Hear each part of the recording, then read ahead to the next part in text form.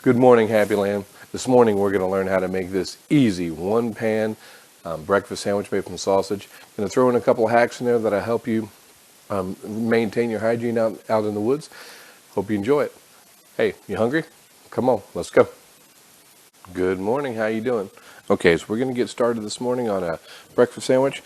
We've got a couple components here. You're going to need 2 slices of bread. You're going to need your meat of choice, which is I'm using sausage this morning. You're going to need egg, cheese, a little bit of room temperature butter.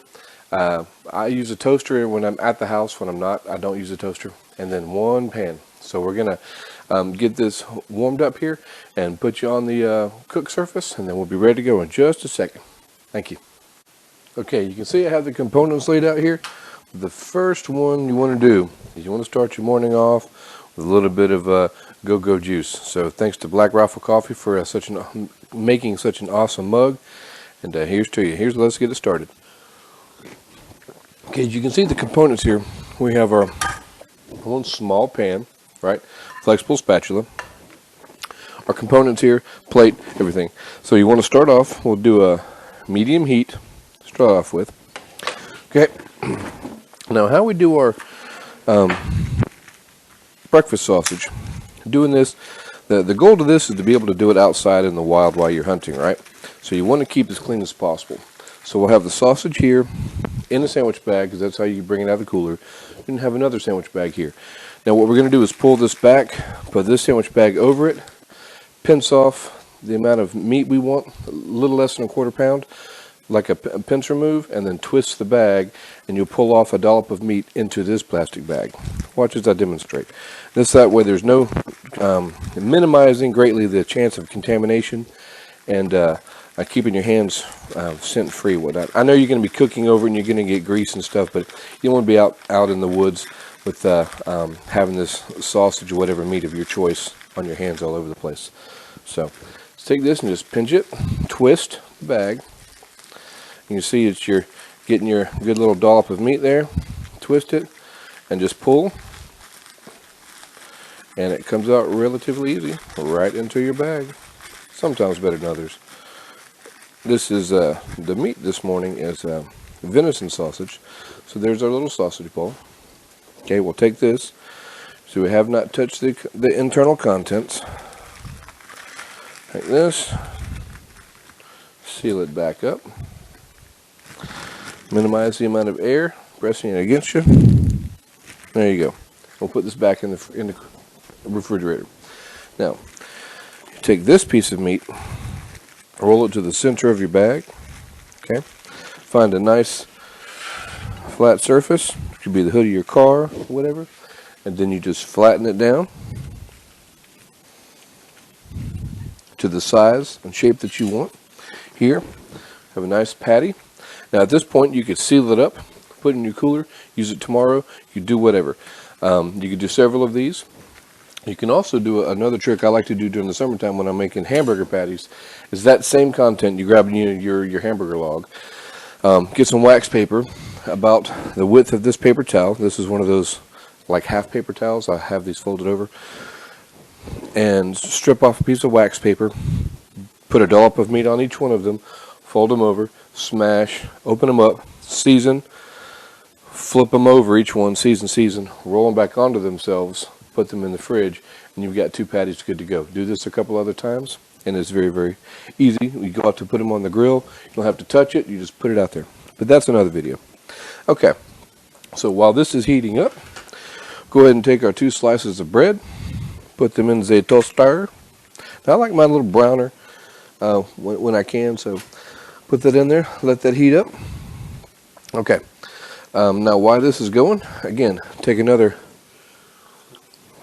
drink of your go-go juice, and we'll be back in just a moment.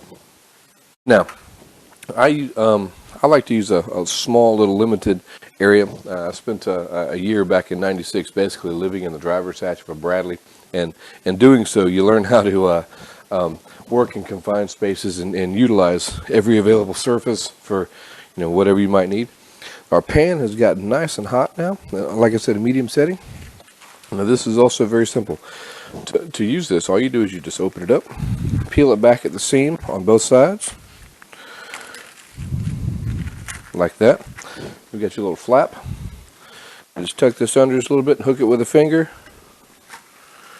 And boom. There you go. No muss, no fuss. Flip this over and we'll throw this away. Okay. Now while that is heating up, make sure it's centered, everything is good to go. This is the contained heated surface. So I'll pull my plate back over here, try not to make too much noise. We've got our egg, our cheese, our knife. Okay, so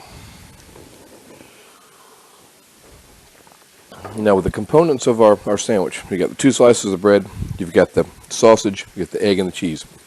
You want to make sure that you have this is going to sound silly, but a bread lubricant, okay? So the room temperature butter, which I have over here, is put that on both slices of the toast once you've done cooking it. To moisten it. So, I mean, this is venison's breakfast sausage, so it's inherently lean as it is.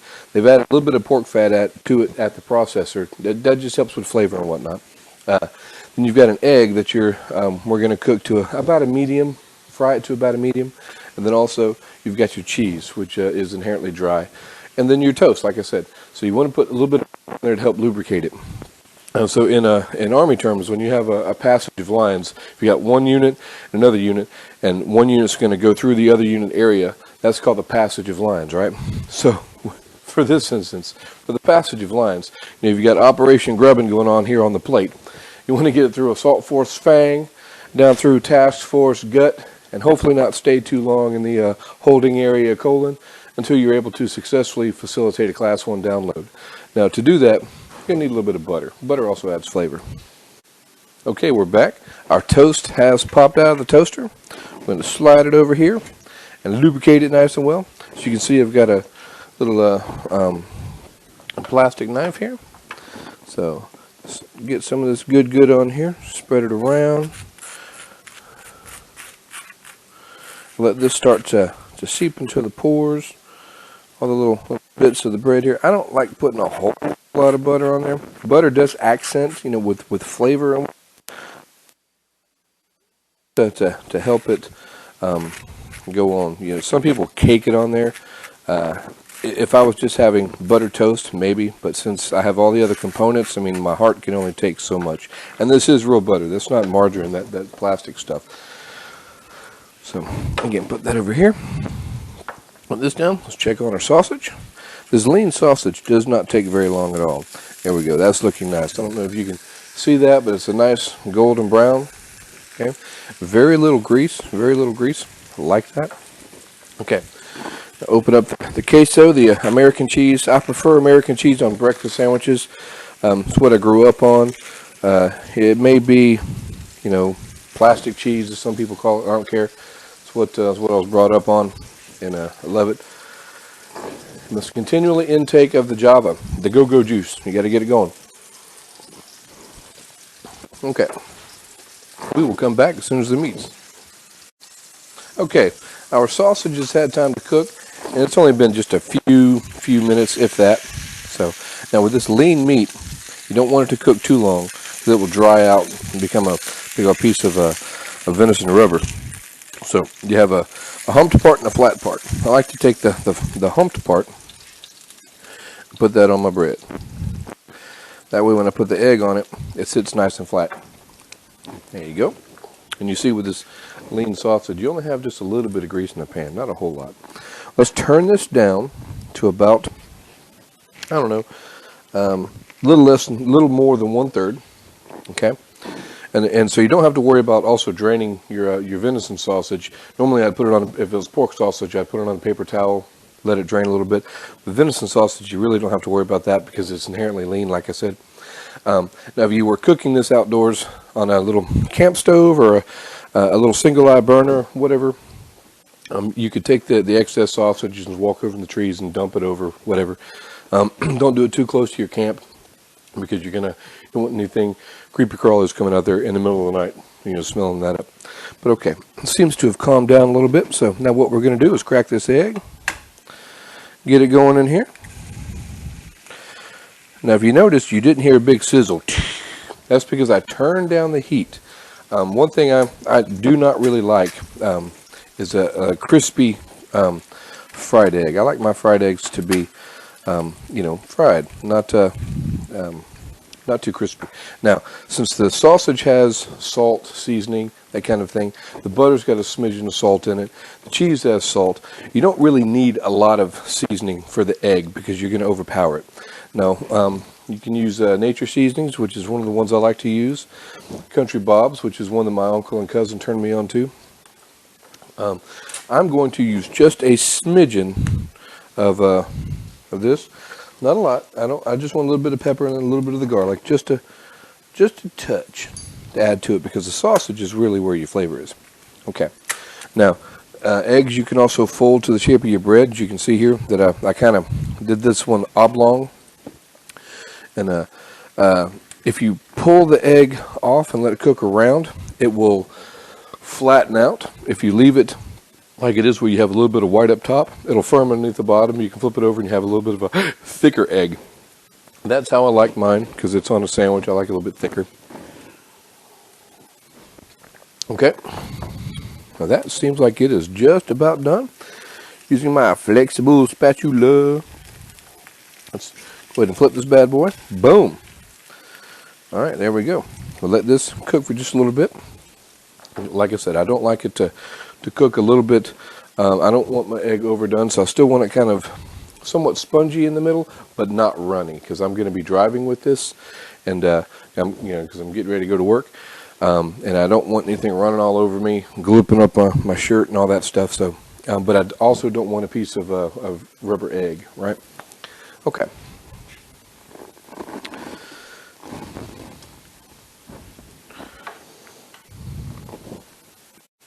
Okay, through the miracle of time and space, our egg has finished cooking. So I'm going to flip her over once just to check. Yep, she good. She good to go. We'll take this egg, flip it over, plop right on my egg, position it a little bit better. There we go. Move you off the heating surface, cut you off, put you over here. Now the cheese is nice and tacky, so it sticks. There we go.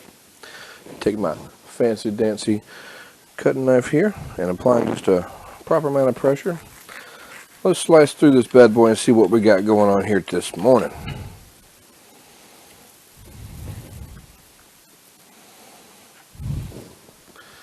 Check that out.